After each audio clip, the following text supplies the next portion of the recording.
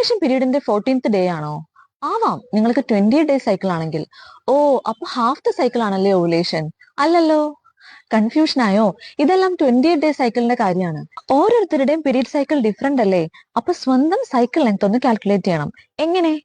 ഒരു പീരീഡിന്റെ ഡേ 1 തൊട്ട് next പീരീഡിന്റെ day 1 വരെയാണ് ഒരു സൈക്കിൾ. 2-3 പീരീഡിന്റെ ഡേ 1 ഡേറ്റ് നോട്ട് ചെയ്താൽ ഇത് കണ്ടുപിടിക്കാവുന്നതേ ഉള്ളൂ. ജൂൺ 1 പീരീഡ്സ് വരുന്ന ഒരാൾക്ക് നെക്സ്റ്റ് പീരീഡ്സ് ജൂൺ 28 കിട്ടുന്നതെങ്കിൽ അവർക്ക് 28 ഡേ സൈക്കിൾ ആണ്. എന്നാൽ നെക്സ്റ്റ് പീരീഡ്സ് ജൂലൈ 6 ആണെങ്കിൽ അവർക്ക് 36 ഡേ സൈക്കിൾ ആണ്. ഇനി ഡേ നമ്പേഴ്സ് കറസ്പോണ്ടിങ് ഡേറ്റ് ആയിട്ടൊന്ന് ചാർട്ട് ചെയ്ത് എഴുതി വെക്കൂ. ഓർക്കേണ്ടത് പീരീഡ്സ് കഴിയുന്ന ദിവസത്തിന് കാൽക്കുലേഷനിൽ ഒരു ഇമ്പോർട്ടൻസും ഇല്ല എന്നുള്ളതാണ്. ഇനി നമുക്ക് ഈ സൈക്കിളിനെ രണ്ടാക്കാം, ഓവുലേഷൻ വെച്ച്. അതെങ്ങനെ? 28 ഡേ സൈക്കിളിൽ ഓവുലേഷൻ 14th ഡേ ആവാം. പക്ഷെ ഇത് ഹാഫ് അല്ല കേട്ടോ.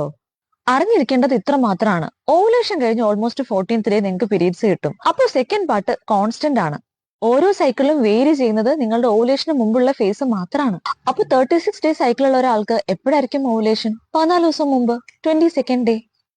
അപ്പൊ 24 ഡേ സൈക്കിൾ ഉള്ള ആളുടെ കാര്യം ആലോചിച്ച് നോക്കിയേ. 10th ഡേ പീരീഡ്സ് കഴിഞ്ഞ് 2 ദിവസം കഴിയുമ്പോഴേക്കും അയാൾ ഓവുലേറ്റ് ചെയ്യും. നമ്മൾ ഈ കാൽക്കുലേറ്റ് ചെയ്തത് most probable date of ovulation ആണ്. അതിന് ചുറ്റുമുള്ള 3 ദിവസം എന്തായാലും ബന്ധപ്പെടണം. എന്നാൽ സൈക്കിൾ ലെങ്ത് എപ്പോഴും കോൺസ്റ്റന്റ് ആയിരിക്കില്ലല്ലോ.